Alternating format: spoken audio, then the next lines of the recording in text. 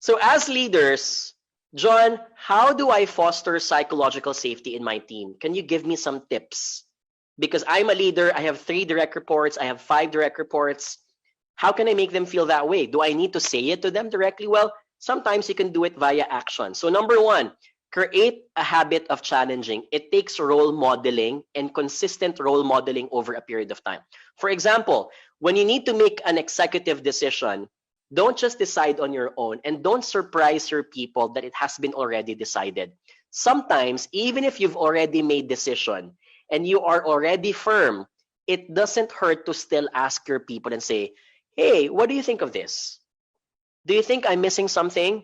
And sometimes, guys, this is where theater happens. Even if you know that you're not going to follow their ideas anyway, it still matters that you were listening to them, because you'll never know if one small reaction could change the way you see things.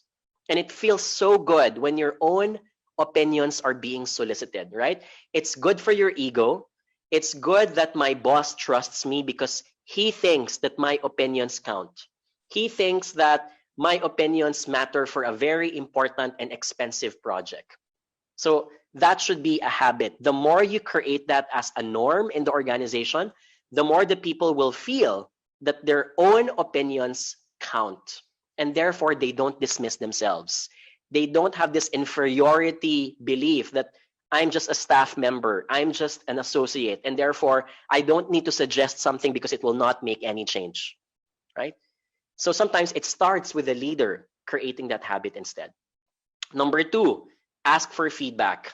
So when it's time for appraisal, it's already July, and likely for many of you folks, you may be conducting your annual appraisal performance. The mid-year performance perhaps is happening right now. Give me a letter A if you are doing that or have conducted it recently in the past few days or about to do it soon this July. When it's time for appraisal and you are a manager, don't just give a download of what you think of your employee's performance. At the end of the session, ask your employee, thank you for listening. Now it's my time. I want you to tell me how you think of my leadership style and what can I do to make your life better, happier, and more engaging in the organization. Could you give me certain anecdotes where you felt that I have let you go, I have let you down, I've disappointed you as your leader and manager? Because my goal is that sometimes, even if I have the best intentions, I may be doing it in a way that doesn't please you. So please let me know, right? When you do that act, it sends a message to your employees that you are listening, that their own opinions count again, but this time, opinions that they know has a direct hit on you. And by the way, guys, your employees are going to applaud this because it takes a lot of courage to directly ask for feedback, right?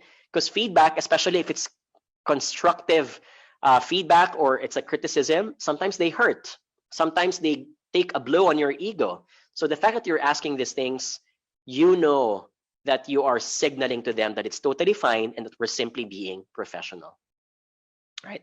So ask for feedback. Can I get a exclamation point? Who here has asked that from their employees in the past? Could you give me an exclamation point? Have you asked for feedback when you were the leader? And I hope you guys did, because that is a sign of maturity. It's a sign of professionalism. It's a sign that you understand that your source of improvement is not just your own boss, but also the people working with you. Okay? And finally, number 3, remember that scientifically proven, people feel that you're more approachable if they've seen the vulnerable and human parts of who you are, right? There's this study by Stanford University, and I think I mentioned this in one of my webinars in the past. When a speaker spills his coffee in front of the audience deliberately, acting as if it was an accident, but he acted that way because he wanted to show to them that he's also human, the audience rated the speaker higher. He was more charming, he was more funny, he was more relatable. I'm not asking you to do the same thing and spill your coffee in front of your colleagues and people immediately. But what I'm saying is, you don't need to always put a facade that you are the god and that your people are the minions. when you create a space wherein there's friendship, but at the same time, there's enough space to avoid being too close for comfort, then your people are more at ease. So one example in a best practice, it may not apply to all organizations, but I'm a big fan that in your organizations, you're not supposed to be calling each other sir and ma'am. I am not a fan if you do this in your company. And the reason for that is because any employee who uses the word sir or ma'am immediately creates a wall that he is inferior to the other person. That's my belief.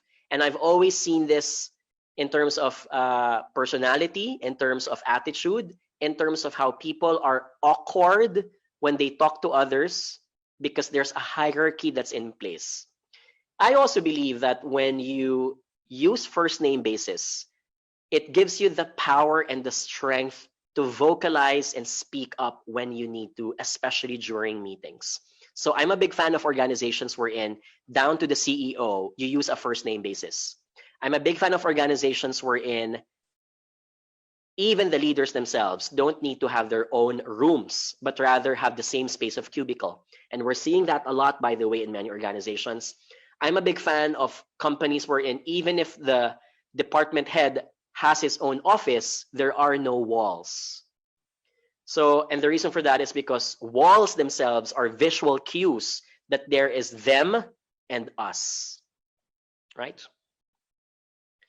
Ooh, I like this question. Let me raise this, by the way, because I think it's very pressing. Jehan Cruz says, but what do you do if you want to give feedback to your boss, but is not really welcoming it and you were courteous when you gave it?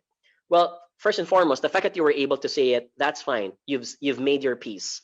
Number two, try to find ways where you can provide feedback institutionally. When I say that, if you have an option to share some thoughts to the HR or to the boss of your boss, and at the same time requesting for anonymity if possible, take advantage of those opportunities because that is another channel to share feedback about your manager. That's one. Those engagement surveys that are given out to you by HR, don't dismiss them.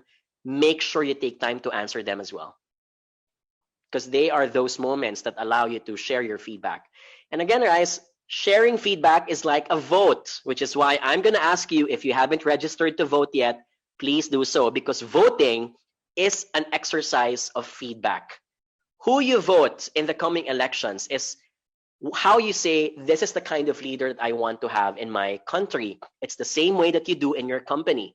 When you answer those engagement surveys provided by HR, take it seriously, because if all of you take it seriously, then you're sending a message to the company that this is how the management is performing, good or not good.